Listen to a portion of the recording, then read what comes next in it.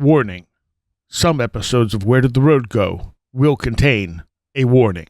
This month's Where Did the Road Go is sponsored by the following awesome individuals. Greg Ross, Allison Cook, Super Inframan, 36 Dingo, Yvonne Williams, and Michael Friske. Thank you so much for helping make this show possible.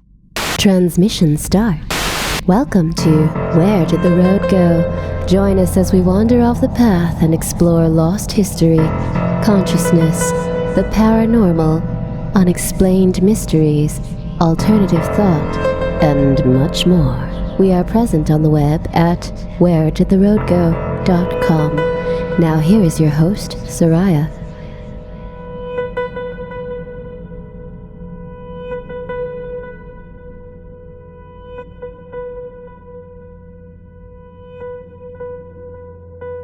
Welcome to this edition of Where Did the Road Go? I totally know what show this is. All right, we are back here with Jon Michael. Hey, what's going on?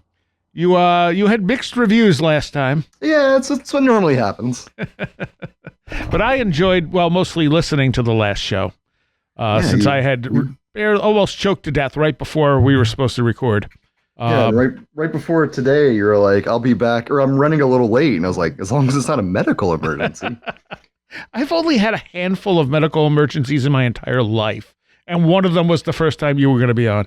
That was, glad nothing happened tonight. Yes, and we've just spent like 2 hours talking about metal and wrestling, which generally happens when I meet people who like metal and wrestling. You can't not. As soon as you said professional wrestling earlier, I was like, oh, okay, we're going to have to talk about this later, and then later became immediately, so it was good. Obviously we have to be mortal enemies because your favorite band's Metallica. Yeah, and my number 2 is Ghost, which you also don't like, so. Yeah, so we are not mortal enemies because you are a skeptic. It's because of the metal bands you like. Correct, right. we like different wrestling, we like different metal. Well, we like some of the same wrestling. We do. No mortal enemies there. No, there's no Metallica there. No, which I'm surprised about, actually. Surprised they never did much wrestling stuff. Well, didn't they play for someone? Hey, this is a whole different conversation. Anyway, so I wanted to bring you back because you wanted to come back, and I enjoyed listening to you and Josh banter.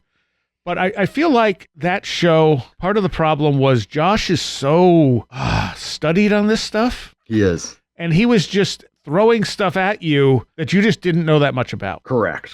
And right. so I'm not the kind of person who's going to just like make stuff up. Like, oh yeah, I totally know what you're talking about. Like, if I don't know, and that's okay. Right. I mean, your whole thing is that you have questions, which is what a skeptic does. He asks questions. Right. So, and how did you get into doing this, first of all? So it really started, I went to seminary. While in seminary, I started watching Ghost Hunters. It's like around the time it came out. Huh. And so I was really, that interested me, right? Because I saw what was going on TV, and I was like, well, they're finding these odd, strange things. This is before they went off the rails. Like, they're finding these odd, strange things. How the heck do you do that? That's very weird. Yeah. From there, I decided I didn't want to be in seminary anymore, my last semester. Left that, and I kind of entered into the ghost hunting world. And I mean, I would say I was a full-on believer for about 2 years. And it's just something about, searching for mysteries and trying to answer the question, is there life after death? Like, I can't think of a bigger question, and I still can't. I think they're important questions to ask and things that we need to take the time to figure out. And just from there, I slowly became a dirty skeptic. So that's how that happened. Why? And what made you skeptical? Did you not find anything in the ghost hunting? Did you not find things that you felt were truly weird? No, there's definitely weird stuff and stuff that I can't explain. For me, it was kind of twofold. For one, nothing really happened to me. And, when someone tells you, like, this is the most haunted place, like, in the United States, you got to go.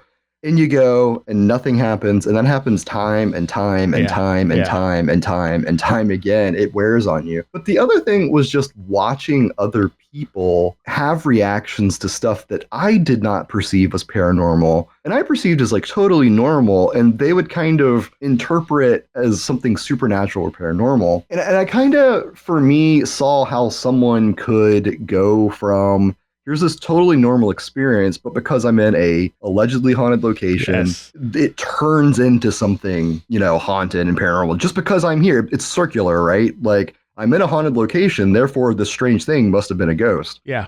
Yeah. And yeah, it kind of wore at me. And I mean, I have been to almost every single allegedly haunted place you can think about, and I have never experienced anything to my knowledge as paranormal. So, and I will say, people think skeptic means that you don't believe anything, and that's not true. I need evidence. Mm-hmm. And my standard for evidence is high before I can, say I believe something. So that's just kind of where I'm at. I think evidence is hard because I think this stuff is personal. Like, I don't necessarily believe what people interpret as ghosts are always spirits of the dead. Mm-hmm. I think it's certainly an interpretation, but I think it's also one of those things that like, it's an assumption, like, right. If you're a ghost hunter, you're going, when Ghost Hunters started, I liked Ghost Hunters a lot when it started, as you said, until it went off the rails and they started faking stuff because all these other shows popped up and they were faking stuff. Right. I thought they did a good job and they caught some interesting things that I don't have an easy explanation for. But one of the more interesting ones was, and I've mentioned this many times, they were in a child's furniture store. Mm-hmm. And they got an EVP and they kept walking around going, well, this building's new.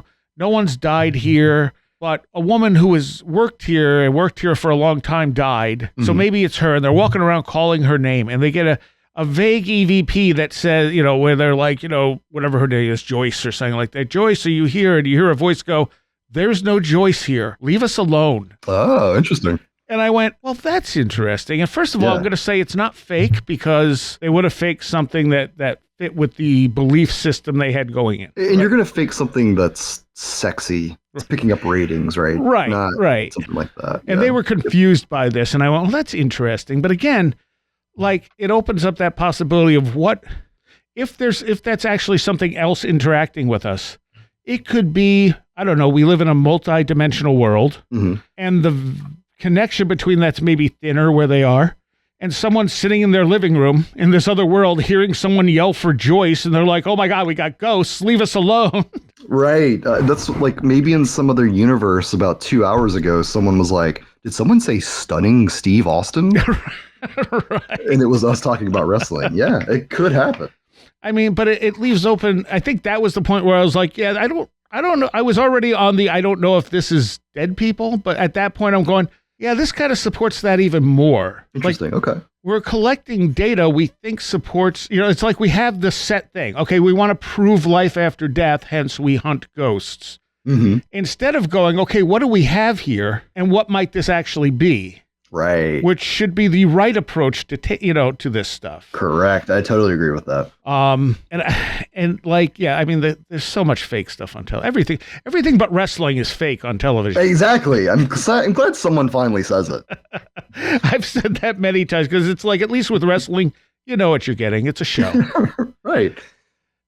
Yeah. And I think and I'm not calling Ghost Adventures fake, but with the rise of Ghost Adventures, there was this push for we need more sensational reality TV in the ghost hunting space, and it just kind of went off the rails from there. And there were some very obviously faked things in there, for sure. And I think there definitely has been some fake things for sure. I'm not aware of any, at least with that particular team, I'm not aware of any that have been proven without a doubt fake. There has been stuff found on Ghost Hunters. The live show they did is what sunk them. Say it again. The live show where Grant was faking stuff is what sunk them. Yes, the with Grant and the coat hanger of doom. Yeah. Yes. Yes. And right from the start that night, and I'm sure he was thinking, we have to catch something, and if we don't catch anything, we're going to lose our audience. Yeah, and I've actually talked to Jason on the show before, and not about this. Like, don't ever bring this up with him because he won't talk to you about it.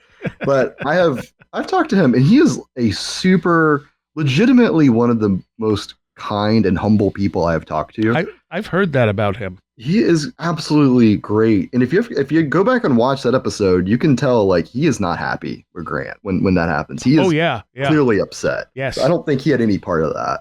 No, and that there was a guy who was really good who would put up the stuff about like he would sort of review the episodes, and when he got to that one, he's like, "Okay, here are my problems," and he's like, and one of the things he pointed out that was very obvious is that Jason clearly did not look happy with Grant. Right. You know, there's the shirt tug, and he goes over and literally you can see him pull a wire out of Grant's shirt and say, "Let's see if it happens again," and then it doesn't, and it's like, oof, that's uncomfortable. And I can't remember I can't remember which one it is. I think it's Jason, but one of them just walks off, just doesn't say anything else, just disappointed. Yeah. Completely walks off. If I remember right, the first thing was a voice. Like they walk past the doorway and there's a voice. I think so. And then Grant goes, "Oh, did you hear that?" And they're like, "No." And then he walks past the doorway and the voice goes off again. It's like, so you have a motion activated thing setting off this voice. He's like, "Did you hear it that time?" And Jason's like, "No." And then they just like leave. Yeah, I vaguely remember that. And okay, so here's the funny thing. So I wrote a whole article about that. And I said, you know, the worst thing about it is the voice sounds fake, right? Like it sounds like a recording. Right. And I'm like, at least, you know, come up with a way to make it seem eerie. Sure. And so that night, I wake up in the middle of the night, no particular reason. And out of my closet comes that exact voice. What? And I don't remember what it said. It was something slightly profound. Uh-huh. And I went, okay, that's creepy. That's very strange. And then what I took away from it is, well, I guess we can't really assume that something weird is going to sound not fake. I mean, you're not wrong, right? It's like, and then I just went back to sleep. I'm like, I don't know, weird stuff happens with my closet, so sure. I have so many questions about your closet. Me too, and I don't have any answers.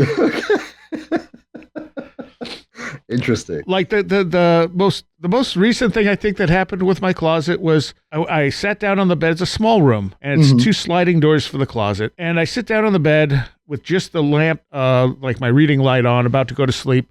And I see this reflection on the door, and I'm like, what is that? I'm like, and it was 3 streaks of oil. Okay. I have no idea how 3 streaks of oil would have gotten on the door, nor do I know what they were. Were you able to like touch it, like kind of smear it? I cleaned it. Interesting. And I stupidly cleaned it before I took a picture of it. Yeah. Because I'm just thinking, oh, something got on the door. But then after I'm thinking about it, I'm like, what even was it? It wasn't like, fingerprints. Like you could actually see like the oil like kind of drizzling down almost. Or? Yeah, but it was in 3 like diagonal streaks, and it didn't drip, and it was thick. Interesting. And I'm racking my brain going, is there something I could have... like what even would I have that would contain something like this, And like I had no answer. And I'm like, I wish I didn't just go clean it. Interesting. Next time I'm in New York, I'll have to swing by and check your closet out and see what mysteries we can't solve. There's there's plenty of weird stuff around here. Next time you're in New York. Deal. Which is kind of what I figured we could do tonight is I could tell you some of the stuff I've had that's happened to me. Okay. And what I want to do is kind of have you suspend disbelief and imagine that this stuff happened to you. Oh, okay. And I want you to tell me what you would do. Like, how would you think about it? How would you interpret it? What would you do to debunk? Because some of it's hard to debunk because it happens and it's done. You're exactly right. And that's one thing, that I'll say as a skeptic is like sometimes you can't debunk or solve the mystery. Like sometimes it's just a mystery, and that's totally okay. I love mysteries like this. This is fantastic.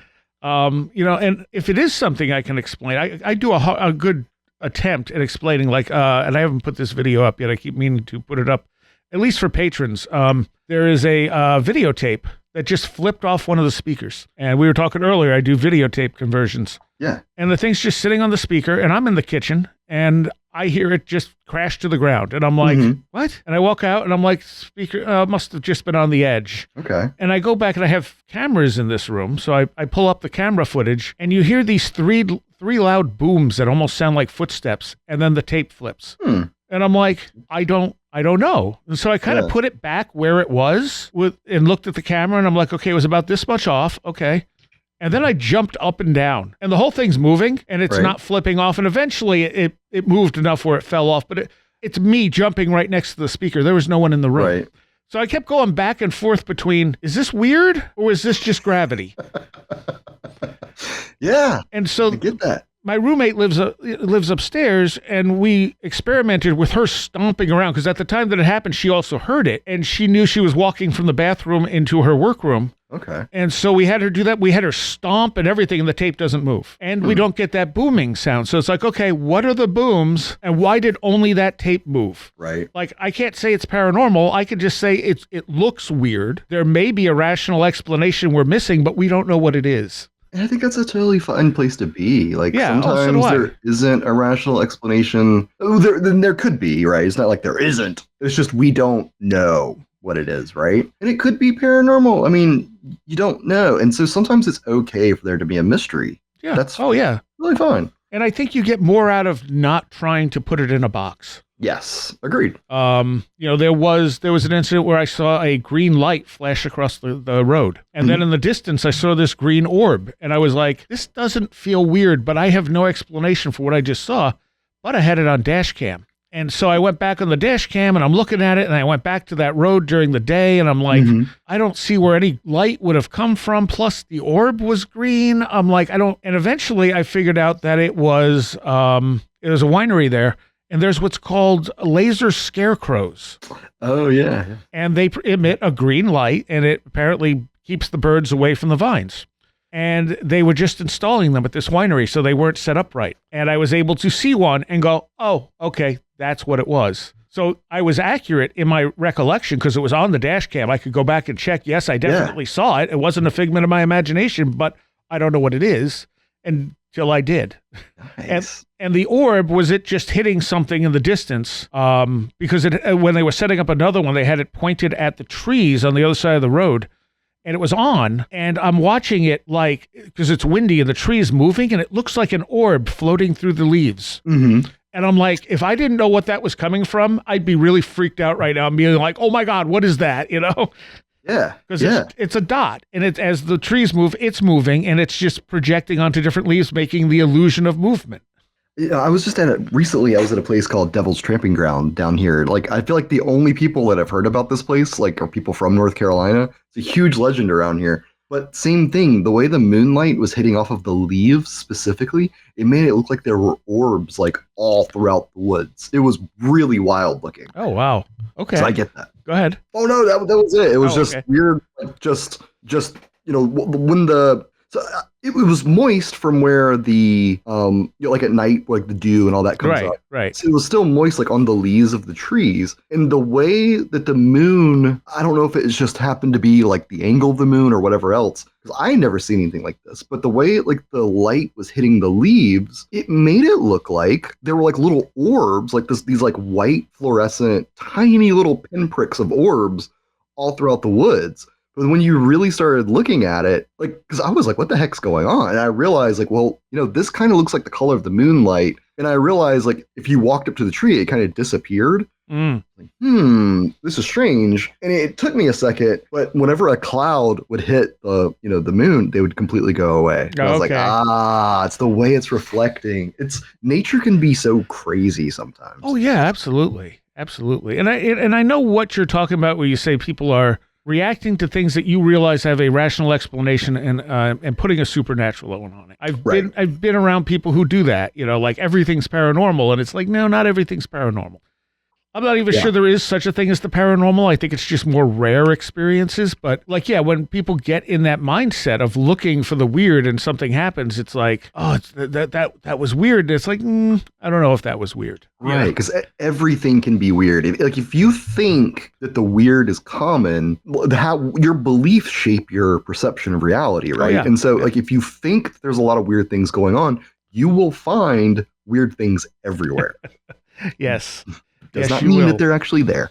But it's also, our perceptions are such that, we did that 2-part on the invisible gorilla because I thought it was so important for people to realize that perceptions are so filtered and are so set to the individual that two people can look at the same thing and see something different. Yes. Yep. And part of that's because we interpret what our senses are picking up. Correct, right. So again, if you're in that mode of I'm going ghost hunting, you're interpreting every weird noise as a ghost. Right, yep. Noises that it's actually called the new house effect. It's a psychological phenomena where if you're at a house that you live in and it makes creaks, you don't think twice about the creaks. But when you go into a new house or a place you're not familiar, all of a sudden you hear the same exact creaks that your brain is filtering out. And now you subscribe meaning to them. And those creaks are now knocks. And it's ghost responding to the question I just asked. Even though they didn't respond to the 20 that I asked prior. So, that happens a lot, unfortunately. But yeah, and it's good to know about these things. It helps you filter out. And that's my whole thing, right? Like, I just want to filter out things that aren't weird to discover the truly weird things and then try to come up with some kind of explanation. And hopefully one day there'll be a paranormal explanation. I think, like I said, I think this stuff is personal. I think it's about, it's what would make shamans in Aboriginal tribes, Mm-hmm. or in native tribes, is the people who would pick up on this stuff would become the shamans, but it's a personal sort of thing. So I don't think everyone needs to experience it. I think the people who need it experience it. And if you don't fight against it, if you don't act like, oh, this is something really weird and scary, if instead you try to understand what it's trying to show you, it can help you personally progress, or at least it has for me. Yeah, and I'm never going to knock anyone as long as it's like a healthy progression and like you're improving as a person. Right. I'm not going to knock how you arrived at it. You improved. Hell yeah. Keep doing it. Right. It doesn't matter. Right. That part, no one's being harmed and you were objectively better human being. Perfect.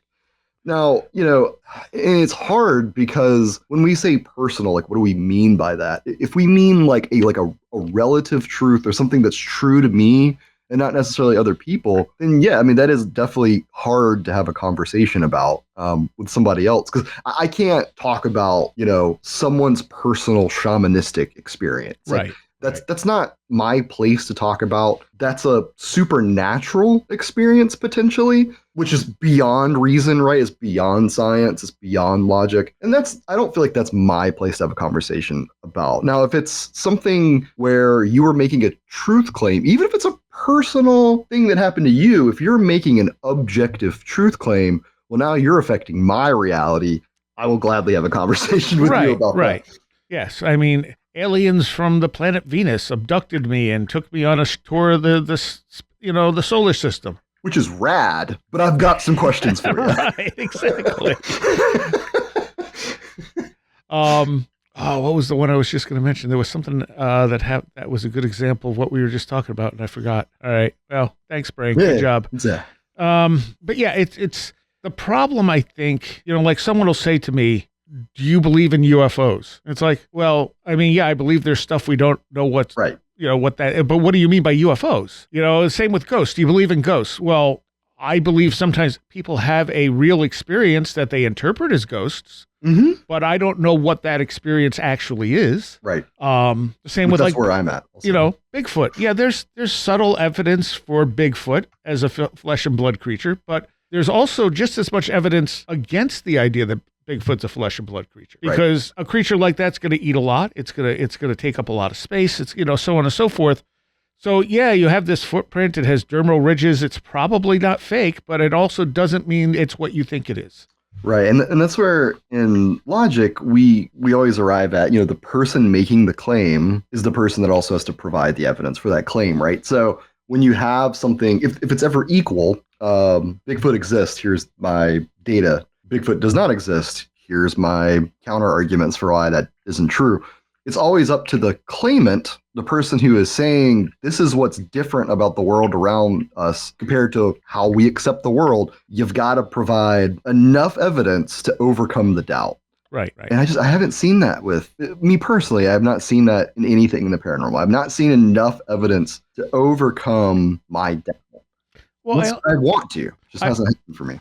I also think that there's a difference between like the sort of commercial paranormal and people's individual experiences. Yes, very much so. So if you're seeing it on a TV show, well, some of that's about making money. But if someone comes to me and tells me about something that happened to them, I always give them the benefit of the doubt. For sure. And I do the same. My benefit of the doubt may be slightly different than yours. The benefit of the doubt that I give them is when someone comes up to me and said they've had a strange experience, I believe they've had a strange experience. Yeah. I don't doubt that. If a guy from a TV show tells me he's had a strange experience on TV, I don't necessarily doubt that either.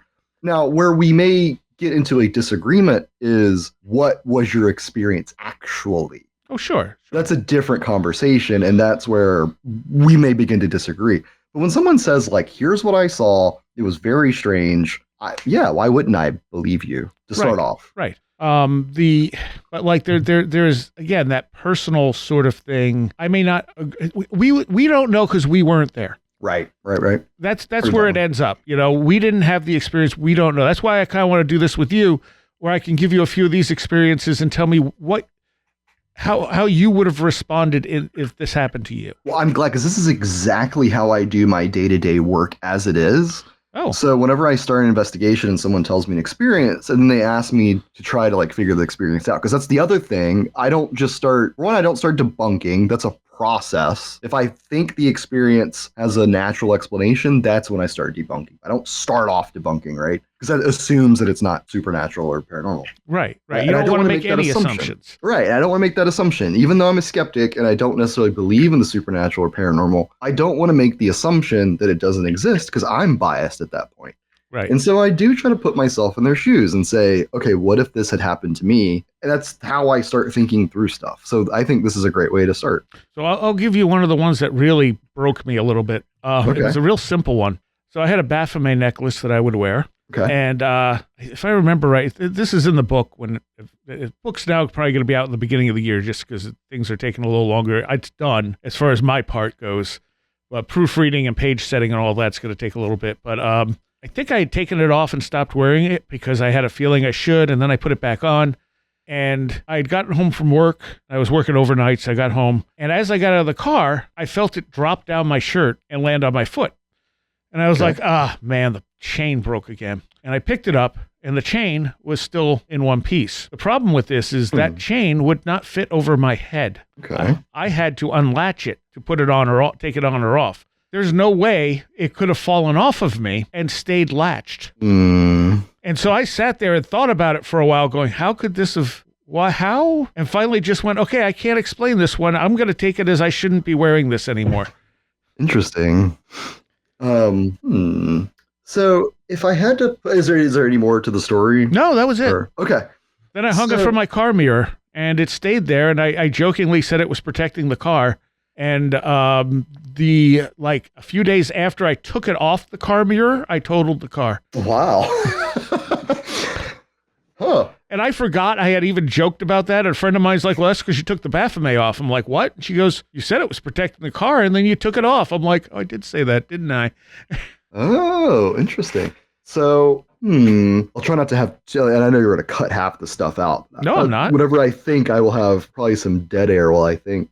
Oh, that's okay. That's all right. And to me, I just, I literally went through every machination I could of how could this have fallen off without the chain breaking? Right. Because it couldn't have reclasped itself. Like, there's literally no way it could have done that, because even if the two came together, it was one of those things you had to pull and then put the other piece of the chain in and then let go of.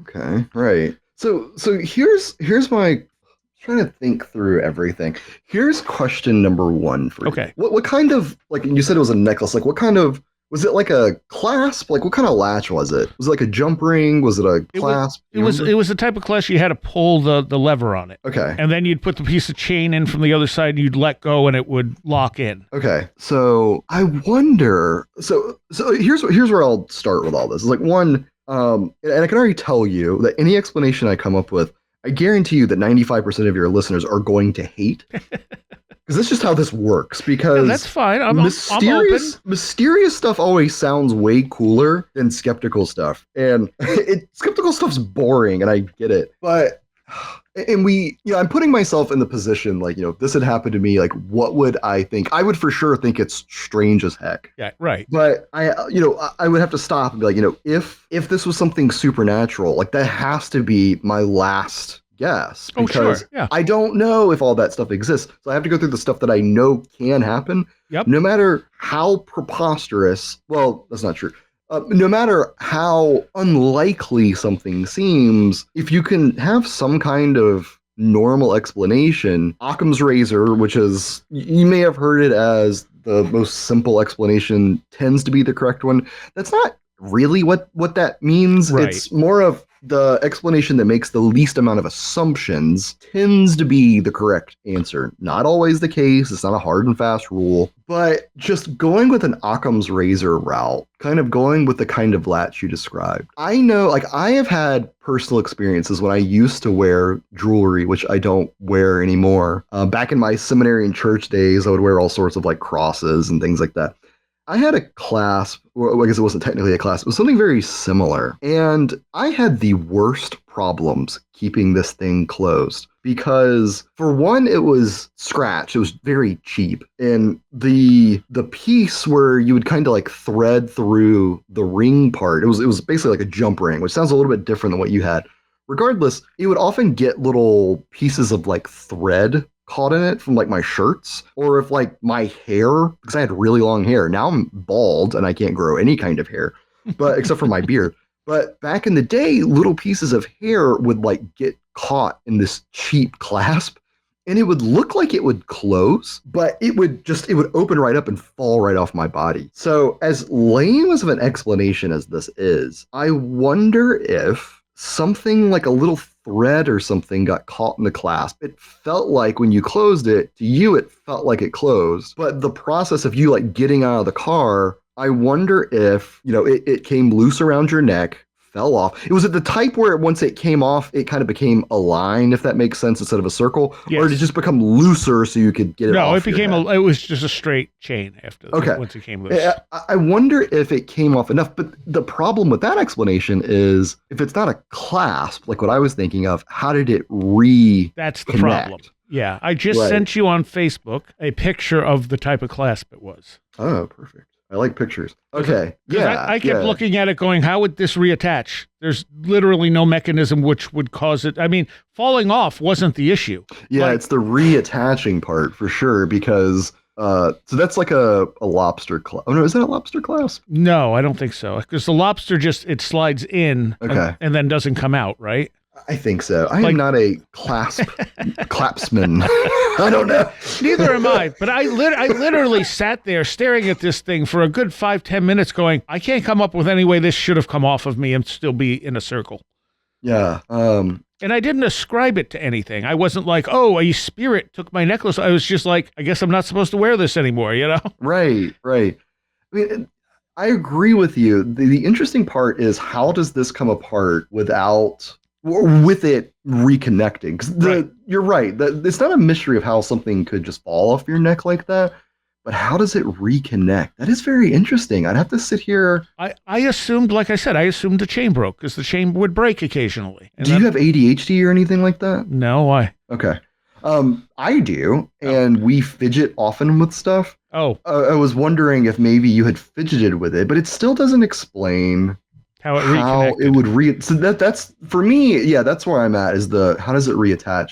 Is it possible? I'm just throwing this out here for you and listeners as well. I wonder if it's possible for it to have maybe got caught. So like same scenario, say like a thread or something was in it, so it wasn't closing all the way. I wonder, but see, that still wouldn't explain. I was sitting here thinking, like, what if like a thread or something got in it? It barely opened up enough to slip off your neck. And the thing is, good. Like, okay, so let's say it opened up enough to go over the top of my head. It didn't go over the top of my head. It just fell straight down. It fell straight down. So that means when it fell, it had to have gotten wider. Yes, it's not something that... Yeah, but it also didn't go around my head. It felt like the chain broke. Right.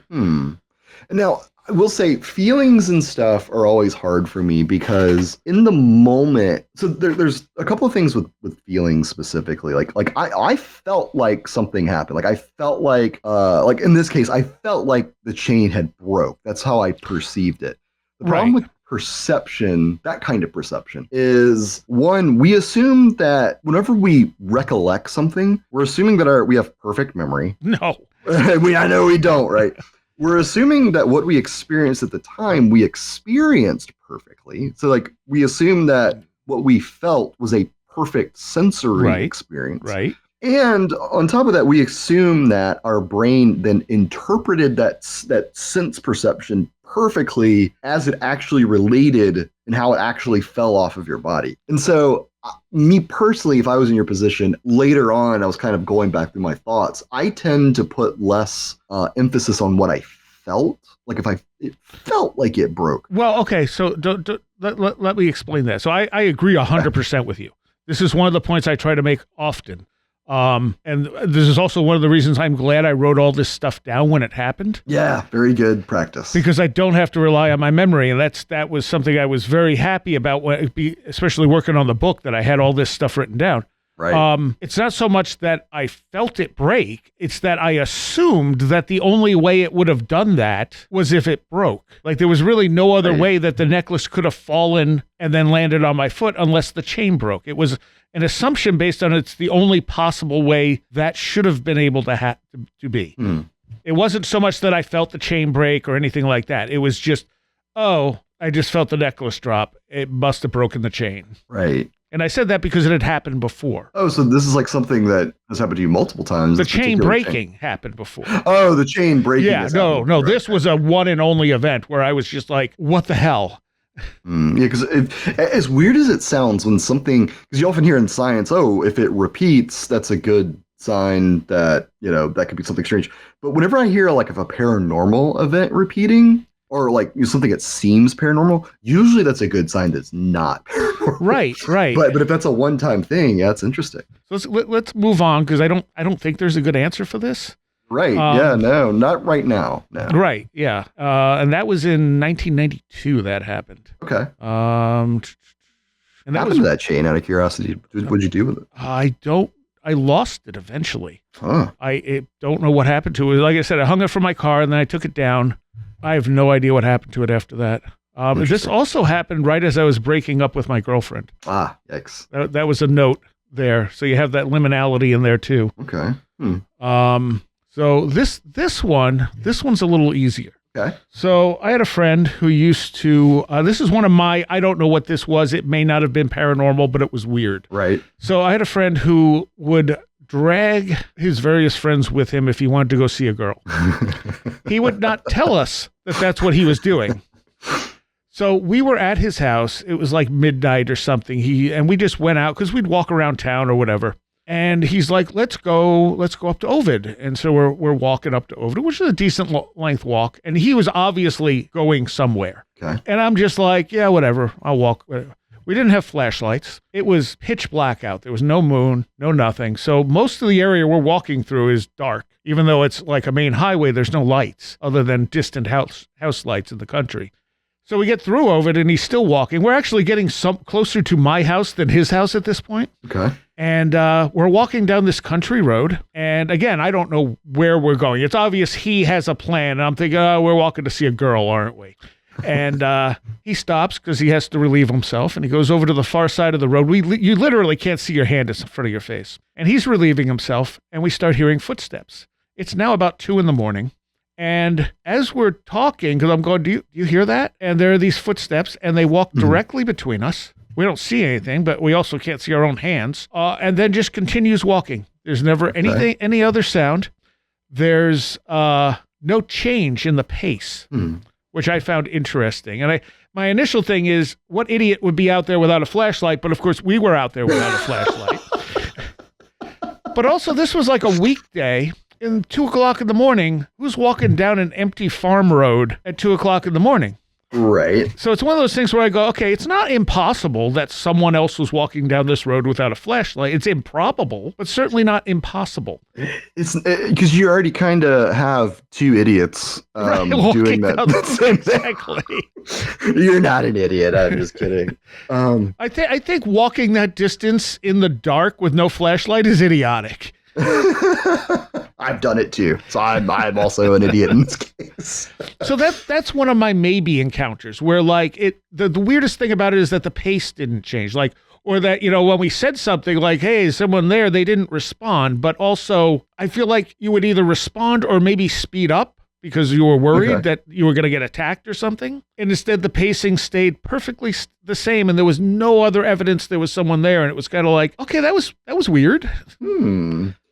So the first thing that pops up is it's in psychology, it's called an auditory mapping failure. So human beings have one sense that is fantastic, and that's our eyesight. We are really good with our eyes. In fact, if something touches you, what do? You turn around to look to see what it is. Sure. If you hear something, what do? You turn around to see what it is.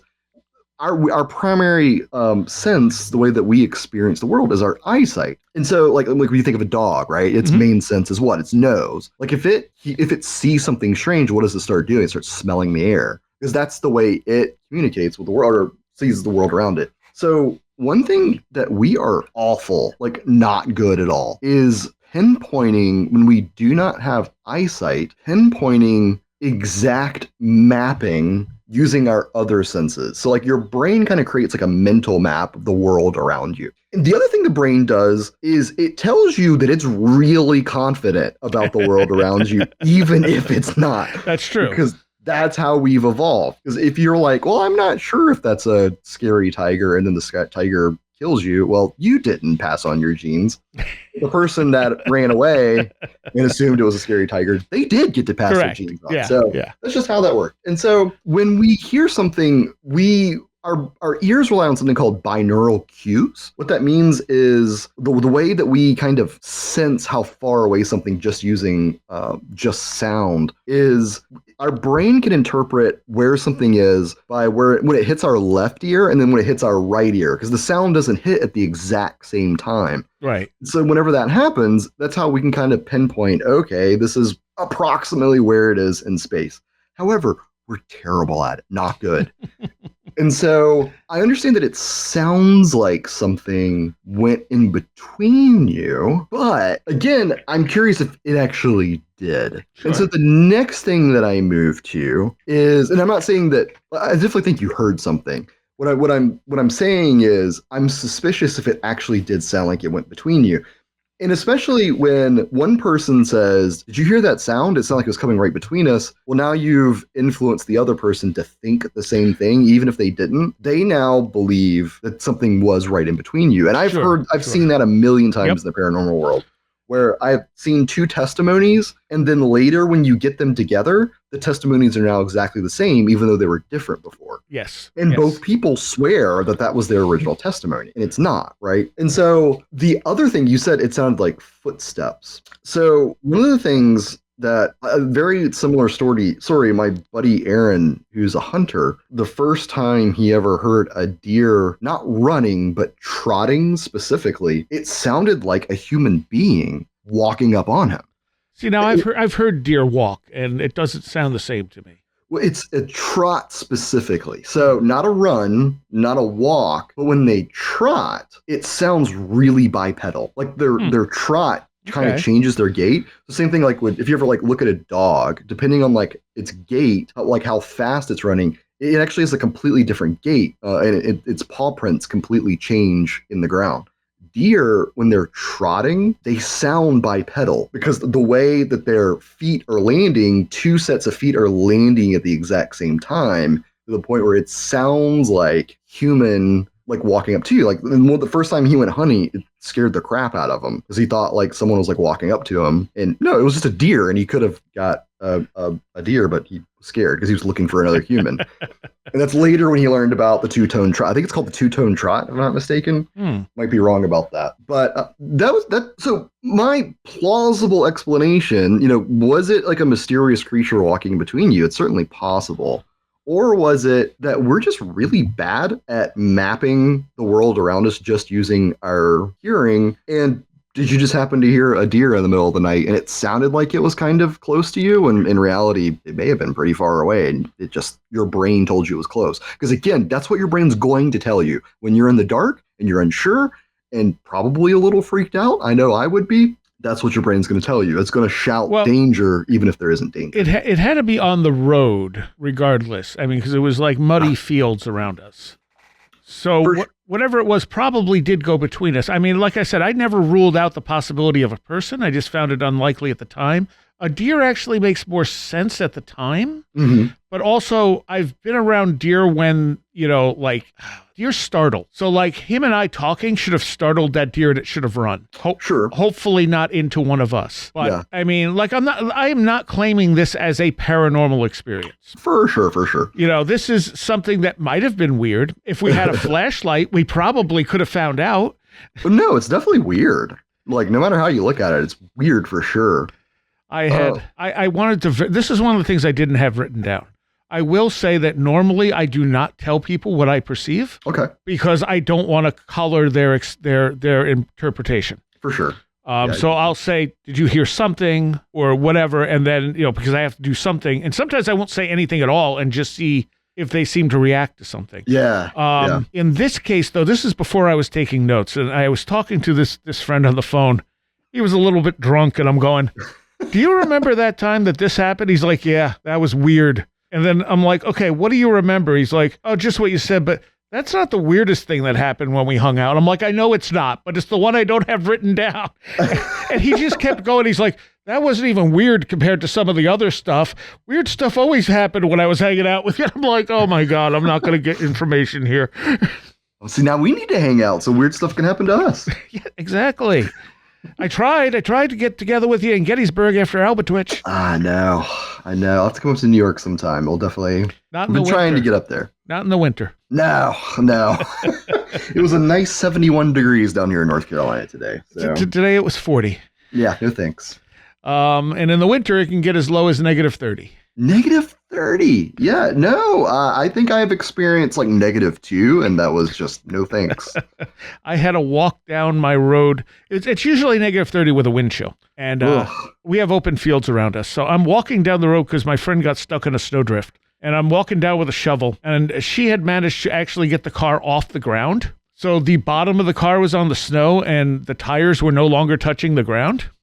And I was like, yeah, I can't dig this out. You're going to have to call a tow truck. Yeah. And I'm walking back with the shovel and the wind is hitting me from my left side. And I'm like, why does my eye hurt? And I start reaching up and I'm like, oh, I think it's freezing. Okay, that's not good. What? What in the world? It's like, I do not want that experience. I think I'll just put my hand there until I get home. Wow. And I mean, we're not even the coldest area in New York. I'm in the middle of New York. You go up north of me when you get into the lake effects by the Great Lakes and stuff, and it's even colder. Yeah, that's why I tell people when they want to visit, it's like, don't visit in the winter. It's pointless. Like it might be a 70-degree day, and it might be -30 and snowing. That's crazy. The CFI, so the Center for Inquiry, which is like a very large skeptical organization. That's in Buffalo, isn't it? It's in Buffalo, yeah. And I've been wanting to go. They potentially been talking about having me come down to speak as well. So I would go to that. Yeah, I think that'd be pretty cool. I'll definitely send you an invite whenever that comes up. But I've been trying to make my way up to New York. So actually, the idea for this show came from a friend of mine who lives in Buffalo. Okay. Who is also kind of skeptical. He's open-minded like you, but skeptical. Mm-hmm. And I thought, might be cool to do a show where I give him some of my experiences and see what he thinks. Oh, I love that. But then you came along and I'm like, oh, you'd be way better at this. Cool. Well, thank you. Now, I did, before we go too far off the rails, there's one more thing I wanted to say too, and that is about the experience that you had. Mm-hmm. And that was, you were saying like, well, why would anybody be out here? Well, we already know there were two people out there already, right? And so sometimes you have to do this when you're thinking about, thinking through stuff. Like, I'm putting myself in your place and what would I think? At the time, I would also think, well, what if I was a guy walking through some kind of trail? Because it's like, let's just say I live here. I know about some kind of trail. Maybe I'm drunk, leaving a bar at 2 o'clock in the morning, and I'm walking back to my house. And all of a sudden, I see some guy hanging out and another guy on the other side of the road, taking a potty break. Would I say anything? Or would I just keep minding my own business and walk by and not say anything? Also, they wouldn't have been able to see us. Okay, well, maybe they would have been able to hear us. Maybe they had seen you for up the road, or maybe they heard you or something. Yeah, right? They wouldn't have been able to see. It was too dark. There were no lights on this road at all. This is just fields. And that's what I was thinking is maybe it's someone who's just familiar with the place. Like maybe he lives in one of the houses there. Well, taking a back road, he comes across two people. Maybe he thinks he's being silent and he's not. Well, the other thing that crossed my mind is it came from the direction that we were going where this girl lived. I'm like, was she hanging out with this guy before my friend showed up? Oh, no. You know, like... He was sneaking out? We're not sneaking out, but maybe he didn't know someone else was coming to visit her. Yeah. Oh, I see. Yep. Because that would be an explanation for why somebody might be walking down that road at that time. Certainly could be. Certainly could be. There's no way I'll ever know. It's just, it's one of those maybe things. Like, this was weird, but that's not necessarily paranormal. For sure. Yeah. I can give you a simple one. Okay. Do I have it written down? I might have it written down. I tried to grab some of the dates on them. A lot of them, for some reason, happened in the early 90s, but not by any means all of them. Yeah, here it is. So I don't have the year. It just says Friday, September 27th. You've got the exact date except for the year. It would have been, well, I do have it somewhere else, just not in the note.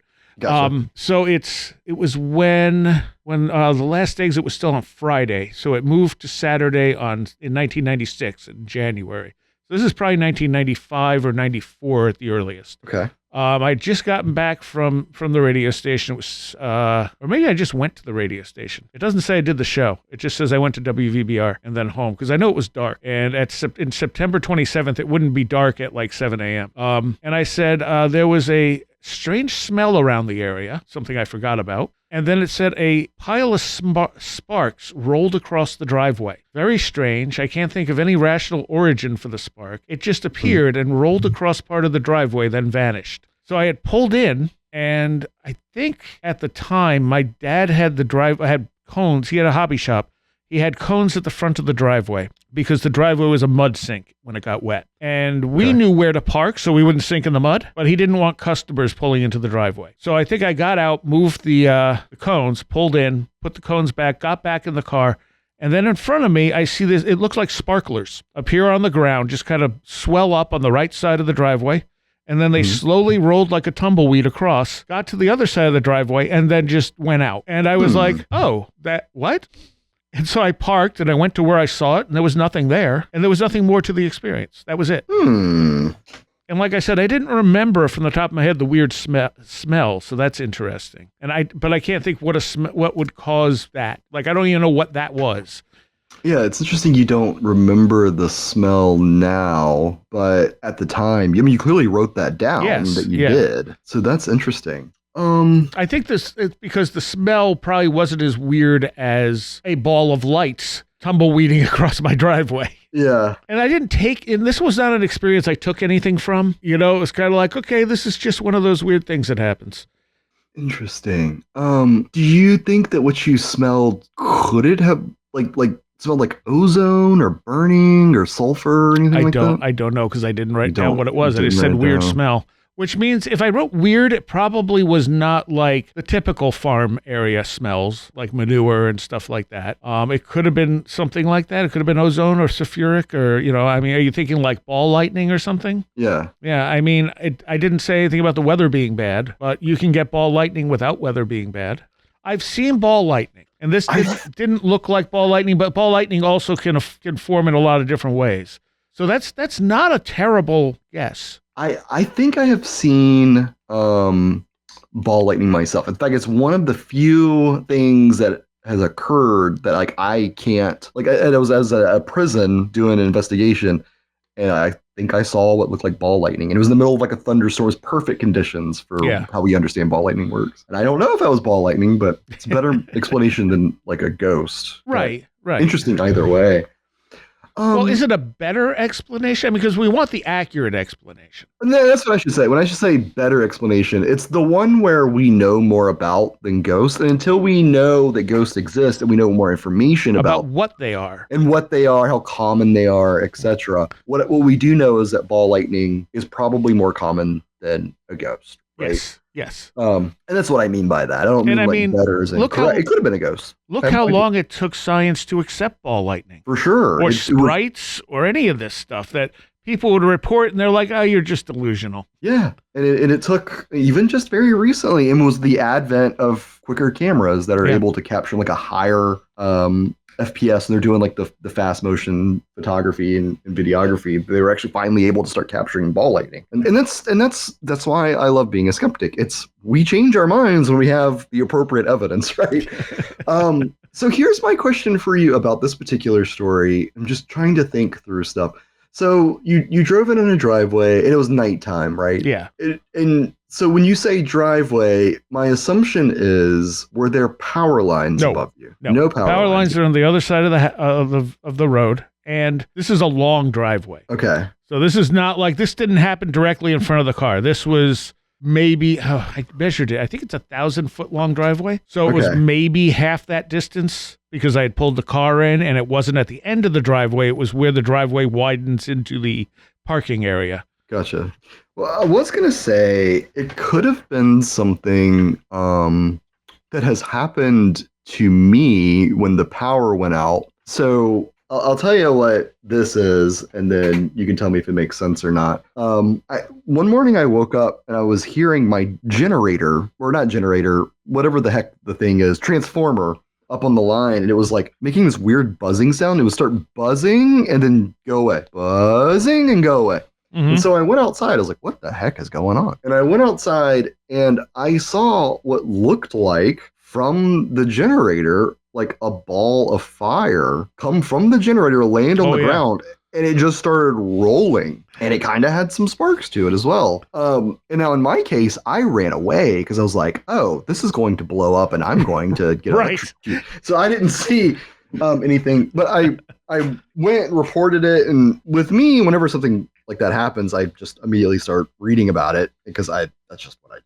Yeah. But I found out that generators, or even not just generators, this can happen at any point on the electrical grid, where copper can essentially create like an arc, and I forget what there's some effect. I forget what it's called, but basically like molten copper slag, and I'm not talking about like a crap ton, even just a tiny bit, like shavings. When it becomes electrified and becomes hot, it can catch fire, spark potentially, and because of whatever the heck effect, and I forget what it is, but it literally rolls across the ground. Like it gets propelled forward in a particular direction, and it almost sounds very similar. I'll have to find a video of it and I'll send it to you. Yeah, definitely do. That matches. I just have to remember what the effect is called, and I'm writing notes down so I can come back after the show as well. It definitely looked like sparklers. It wasn't particularly bright. Okay. But it was bright enough because if it wasn't dark out, I wouldn't even have noticed it. You know, that's the type of thing. And I've never seen anything like it again.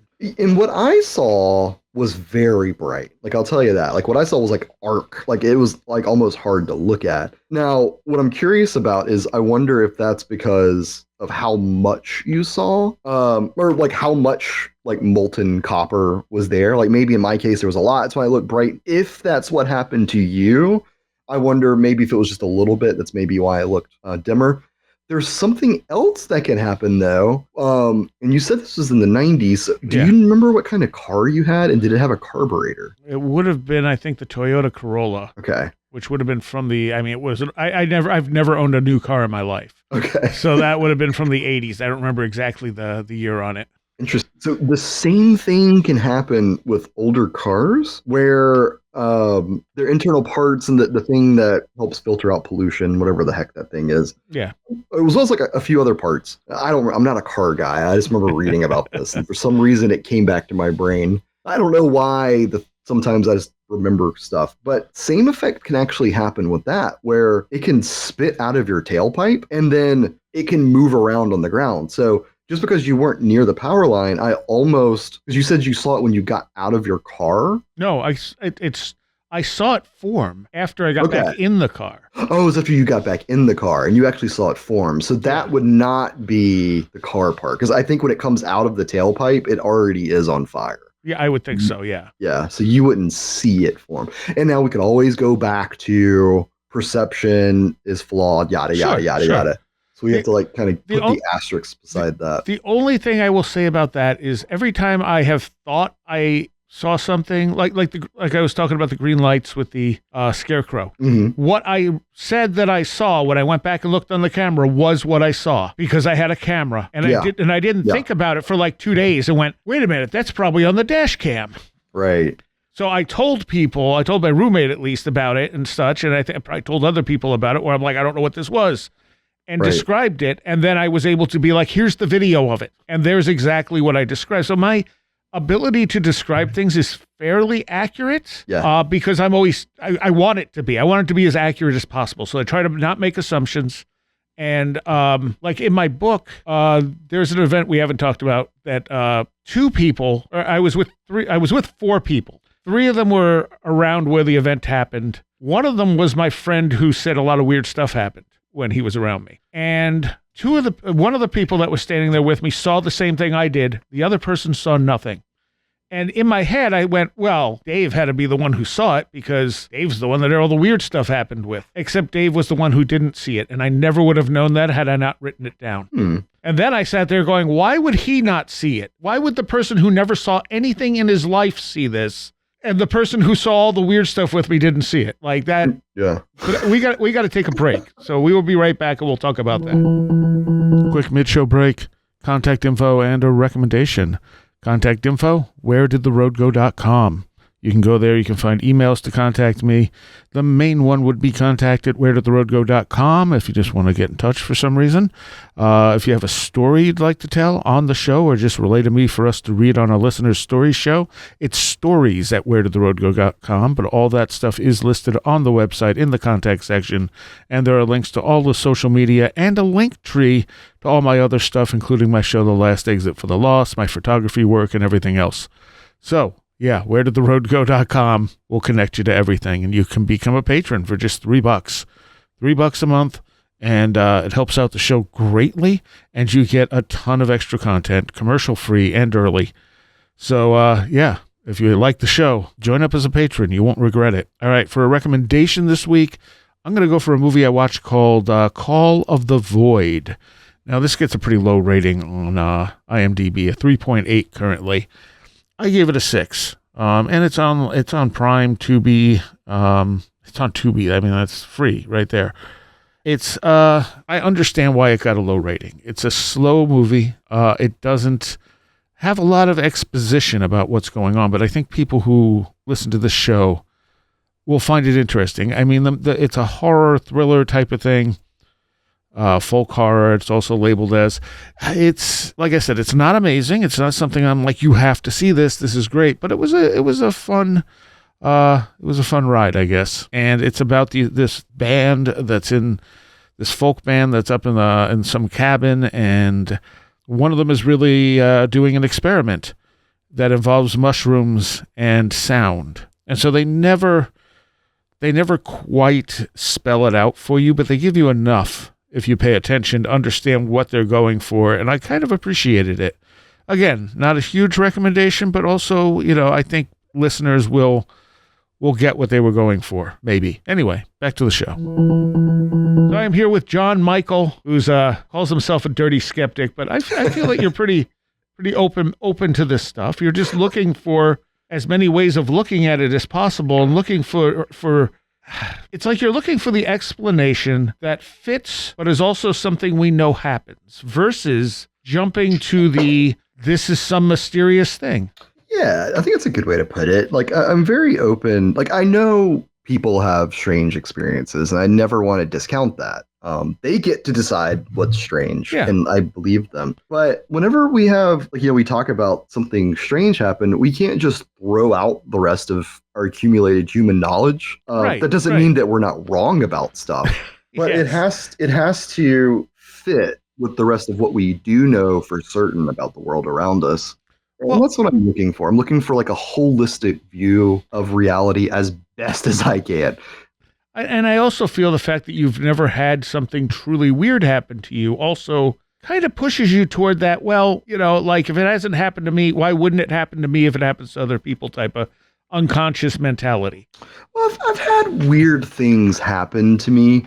I guess when I say like truly weird, I've never seen like a full body apparition. Neither have I. I've never looked up in the sky and saw like a craft. I've never seen, Bigfoot or any other cryptid. Me either. I've always seen shadows. And when I don't mean literal shadows, I mean shadows of the thing that I wish I could fully see. I've seen and heard strange things in allegedly haunted places. I've, experienced strange things at nighttime. I've never really experienced anything probably related to a cryptid, but hopefully one day, fingers crossed. And to me, it's not enough to just say, it's enough for me to be like, that was mysterious and interesting, but it's not enough for me just to say, yes, the paranormal is real, ghosts are real, interdimensional beings are real, because it's a lot of weight, right? Like whenever we say there is an afterlife, this is the thing that human beings have sought out since we could basically think. And it's the question that's been on our heads for a very long time. And I don't just want to be like, here's my personal beliefs and they're 100% correct. I'm just going to throw it out there. I have got the answer, because I don't have the answers. I would like them. But since it's a hard question, it needs to have a lot of evidence before we can say with any kind of certainty, this is the answer. I don't know if we're meant to know if there's more than this. Like either there isn't or there is, and there's a reason we don't remember. It's certainly possible. I think it's one of those things like, we can't know if we aren't supposed to know until we know. So it's a little bit of a catch-22. Right, yeah. Well, I mean, if you look at like their accounts of past lives that children have, very young children under the age of 2, will sometimes spontaneously remember past lives. I have a friend who's one of her daughters, I forget what it was literally saying, "Oh, you, me, and whoever died in a car accident in our last life," or what. And she was under 2 years old, and this woman was very Christian, didn't believe in reincarnation. She's like, "Oh, the things she makes up," and it's just like, well, what if she's remembering something? Like I'm not going to even suggest it to you because I don't think you're open to it. But right, like that's a weird thing for a kid to make up. It's not impossible, but when you see enough kids saying these things, it's like, to me, that's the hardest evidence we have for reincarnation, especially when some of those facts can be established as, oh, this person really existed. Like it doesn't prove reincarnation, but it at least opens the door to say, well, it's something. It's a piece of evidence that may represent evidence for reincarnation, but it's not enough. For sure. And whenever it comes to like children specifically, when they have like past life experiences, I'm not saying it's not possible. There's always 3 things for me that stand out. And one of these, especially one of them because of how young in this particular case, but one, we have something called like the translator bias whenever it comes to especially young children, right? Like, because they can only talk in very short phrases. They don't use like big adult words. And I wonder, and I'm curious, and I wasn't there to hear this woman talk about her experience with her child, but I wonder like how much of that was translated out. Sure. By your brain or whoever's brain was involved in the story, and how much are we translating experiences that I'm sure kids are having in terms of, I'm not saying they're real, I'm just saying like these are experiences that they're having, not claiming reincarnation is real. But I wonder how much of that are we translating from that thing, like from the conversations they're having when they can't fully explain like what they're talking about. That kind of goes into point number 2, which children's brains are wired very different from adult brains. Oh, yes. They are sponges. They take in everything. And, for us, we may see something on TV and our brains we forget about it because it's not important to us. Whereas for children, everything's important because they don't know what's important and not important yet. Well, so I wonder how much of that stuff they've seen on TV, things of that nature. Have you seen the documentary? I think it was called The Boy Who Lived Before or something like that. I've heard of it. I have not seen it. It's interesting. I haven't done a deep dive on it, but one of the things that struck me, he claimed to be a fighter pilot in World War II and that he was shot down and died.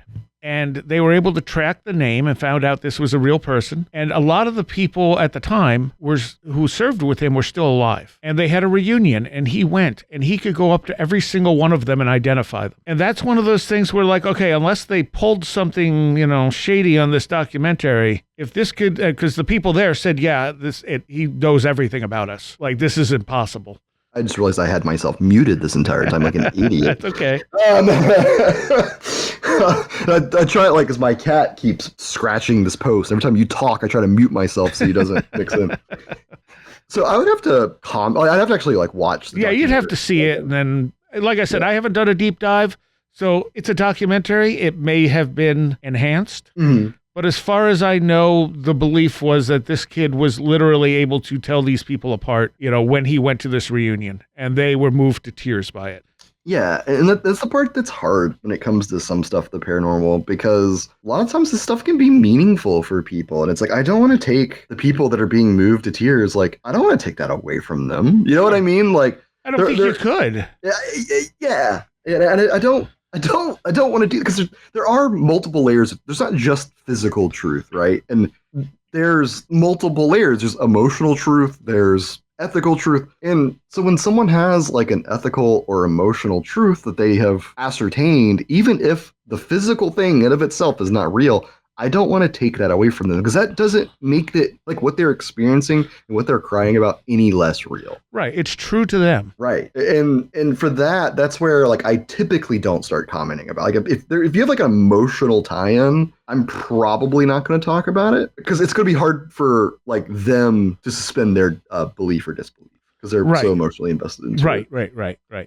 Yeah, I don't want to take those feelings away. Like I think we think about this stuff a lot the same way. The difference is I've had so many weird experiences and you've not. Right. And I think that's where our difference in view, because I get called a debunker and skeptic all the time because I refuse to just go with the assumed thing. Like we pooped all over the whole disclosure thing. It's like every time I say, well, I don't know if it's what you think it is, sometimes people get upset, but I don't want to put things in boxes. Right. I've had people like when I described that person that sounded like it moved between my friend Dave and I.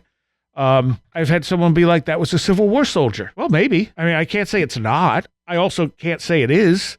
If you feel that way, then yeah, it's certainly one of the myriad of possibilities. I don't think it's on the top of the list, but it's certainly not impossible as far as I know. Yeah, I'd be interested to see how they figured that out.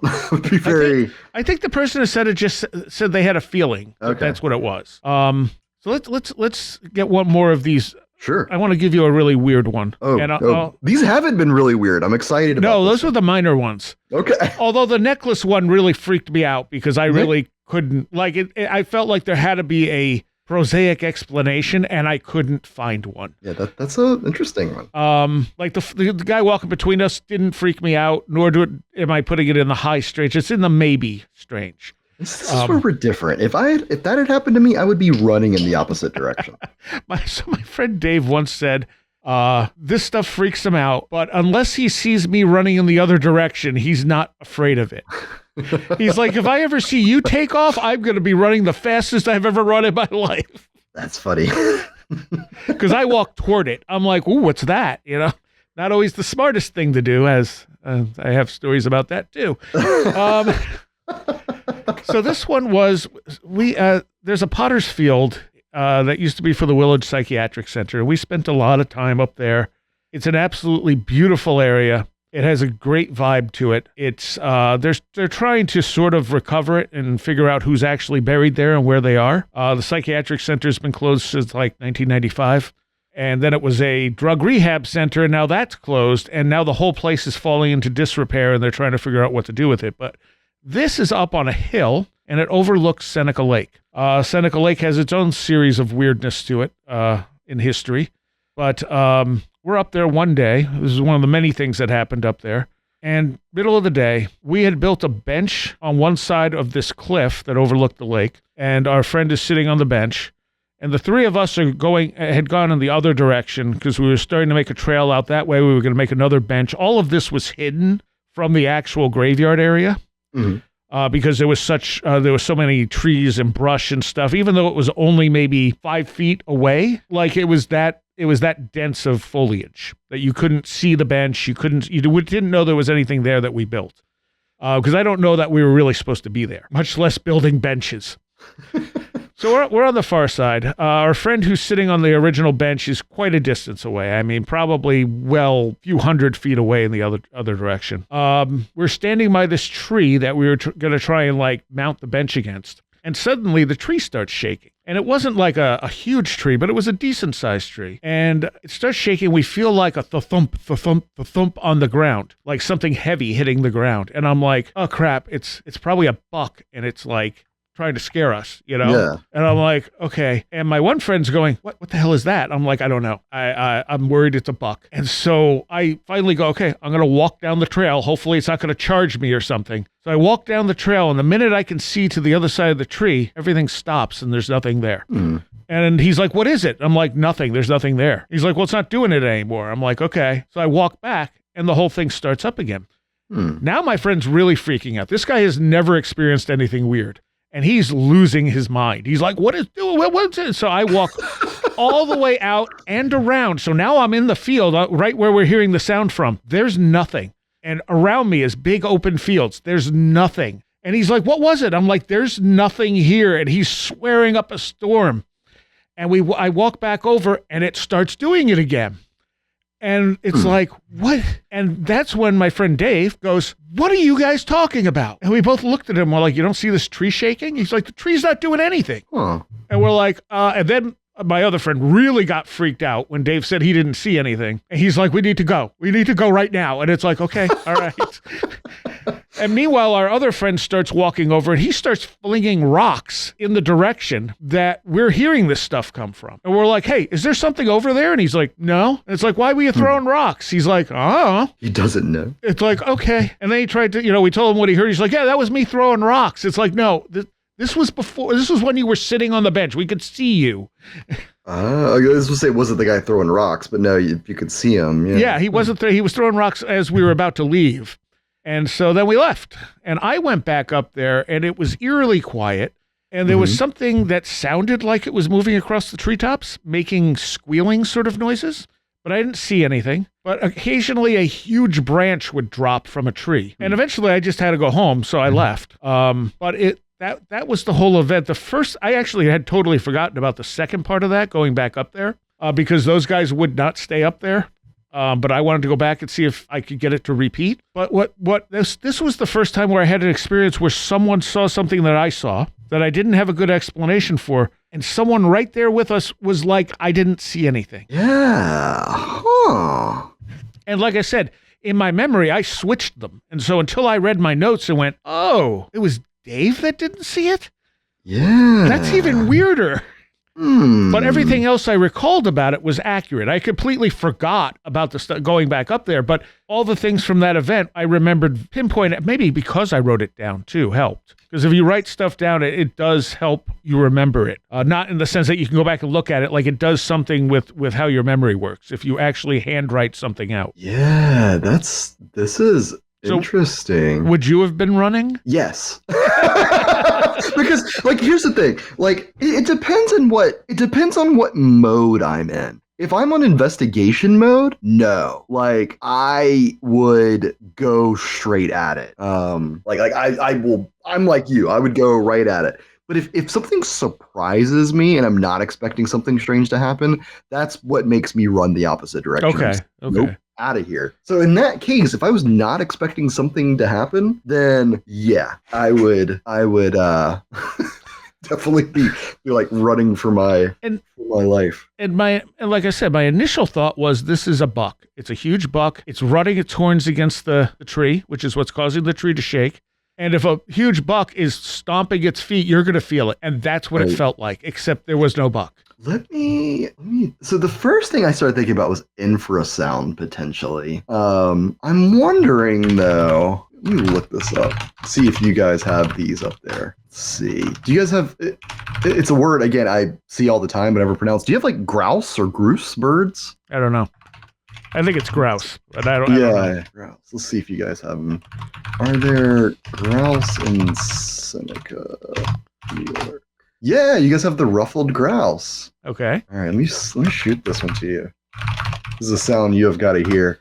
Grouse are crazy. So let me go with the infrasound first. So this is what my brain jumped to. I was the person that did not hear it. Were they older by chance? No, younger. Okay. Yeah, younger. I mean, just because you're younger, Actually, age is both the other people were I think the same age and a couple years younger than me. okay. And this is when we're like maybe 21, 22 I was.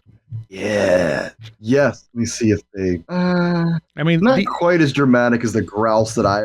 To me, the deer explanation was a great one until there was no deer. Correct. Yeah. That's exactly what I would have thought. Also, so I went for infrasound. Sorry, I'm jumping all over the place. It's That's the way all right. my brain works.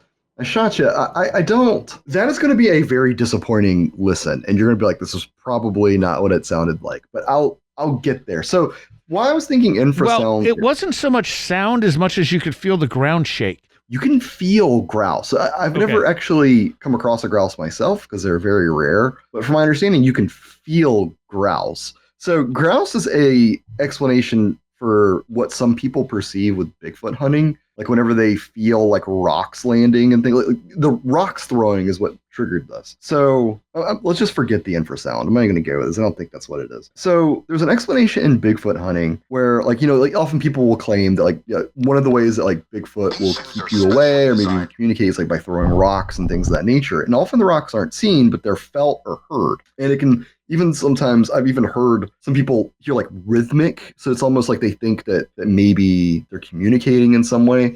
Right. But an explanation for this is grouse. And so there are two kinds of drumming that these birds do, depending on the species. You guys have what's called the ruffed grouse. Mm-hmm. And I watched the video of it. So it does the lesser of the two impressive ways. The ones out west are wild. I'll send you those. That probably is not what you had in Seneca. But the way, so like a lot of birds sing. That's how they communicate. It's how they get mates. Grouse are different. Grouse do what's called drumming. And you can feel a drum from a grouse. It's not just a hearing thing. You can actually feel it. Right. And what this particular species does, it's how they flap their wings. They do it in such a way where it sounds like the thump, the thump, the thump, and it kind of speeds up. Not always, but it can definitely speed up. And it is just in the same way that like a bird's song can just go really far.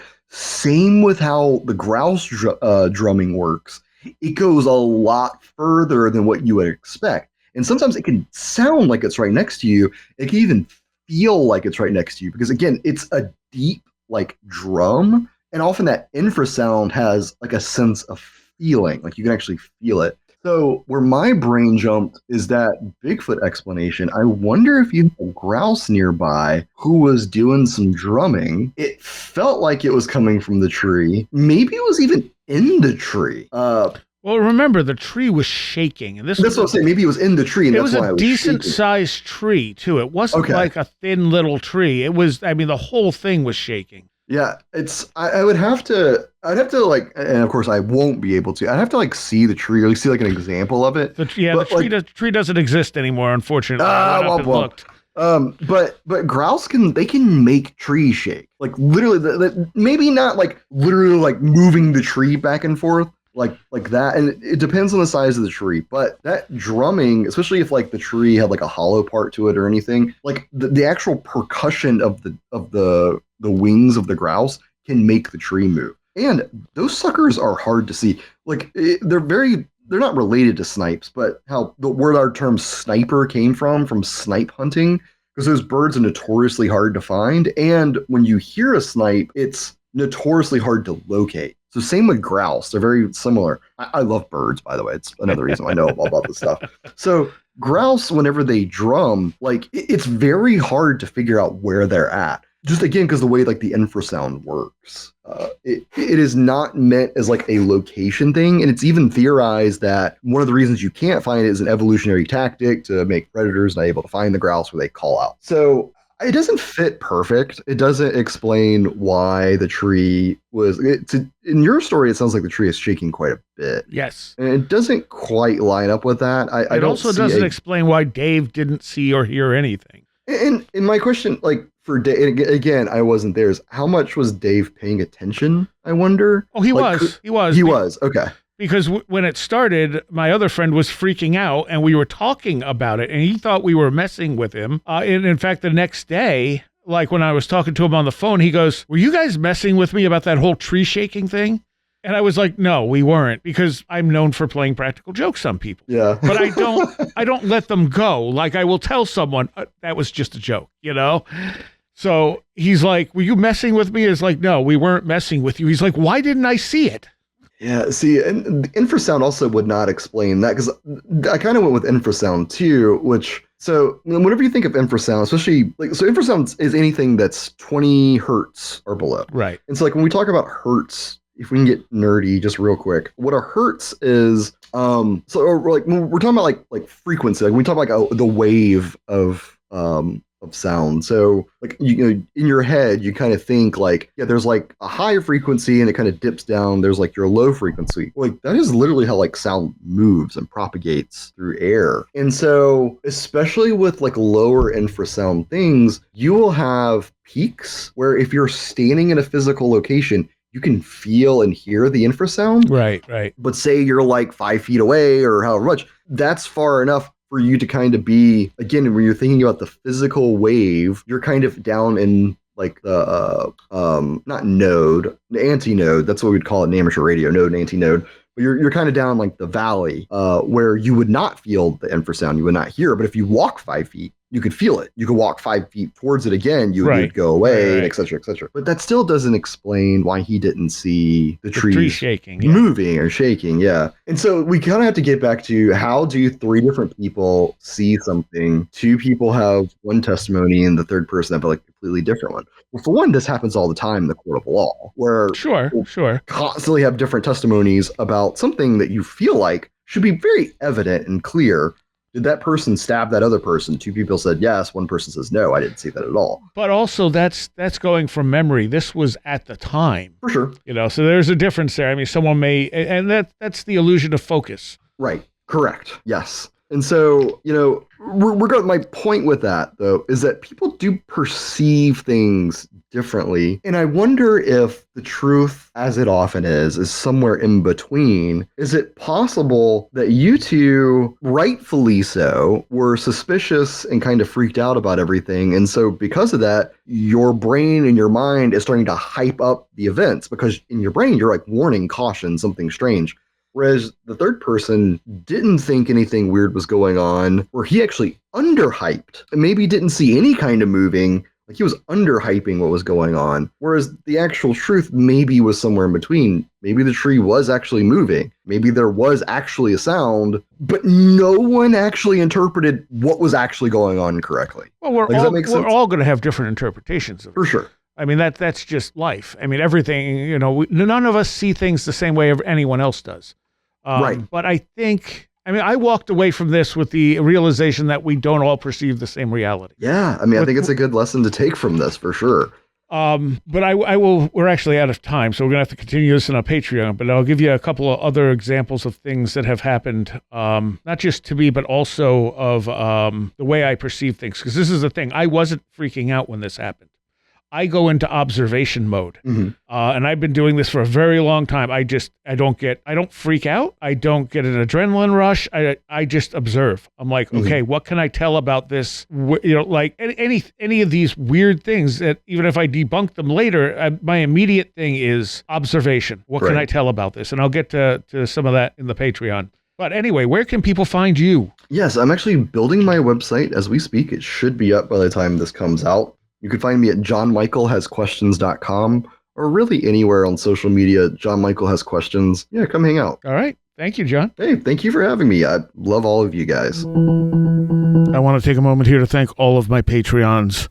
Without you, this show would be hard to sustain. So thank you all. And a special shout out to the patrons pledging $10 or more. Greg Ross, Cherry Trapezoid, Tactical Therapist, John Blackburn, Matt in Delaware, Mark Smith, Madeline J., Marty Garza, Critter 80, Gantic, Allison Cook, Super Inframan, 36 Dingo, Sean Cosgrove, Matthew Sproul, Ruth Fortescue, Andrew Nichols, Marthartha, Tyler Glimstead, Christine, Mothman Bren, Mark Brady, Patricia Gaia-Quinta, Kevin Schreck, Linz Jackson K, Charles in Florida, land of the crazy and communicable, Charles Davis, Kristen L, Giotto, Riker and Stark, Abby Allen, Bright Rectangle, Eric Citron, Kevin, American Rambler, Sam Sharon, Taylor Bell, Thunderboy, Eric Todd, Ann Witowski, Vincent Trewell, Will Powell, Barbara Fisher, Schmooples, Devourer of Mortal Souls, Jay,